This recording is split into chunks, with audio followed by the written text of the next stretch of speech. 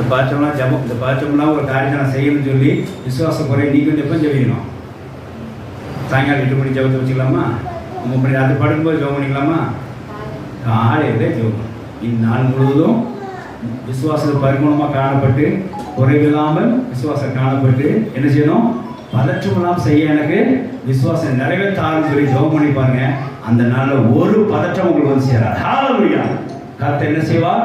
அந்த இடுக்கல் செய்கிற மனுஷங்களுக்கு ஒரு விலைக்கு என்ன செய்வார்? அவங்கள பாதுகாத்து பதற்றமில்லாத ஒரு காரியத்தை தீர்மானமாய் நல்லபடியாக செய்யுங்க அனுப்பம் செய்வாங்க. தேவனுடைய சந்தோஷம் உள்ளதாக.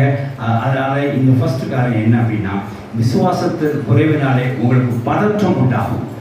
அதனால் விசுவாச குறைவை நீக்கினால் அந்த ஆரோக்கியம் இல்லாமல் இருக்கிற விசுவாசத்தை, அதாவது விசுவாசம் ஆரோக்கியம் இல்லாமல் இருக்கிறதை நீங்கள் அதை என்ன செய்யலாம்? அதை அகற்றி போட்டு அந்த குறைவை நீக்கி போட்டு விசுவாச குறைவை நீக்கி போடும்போது அந்த பதற்றம் இல்லாமல் ஒரு வேலையை நீங்கள் செய்யலாம்.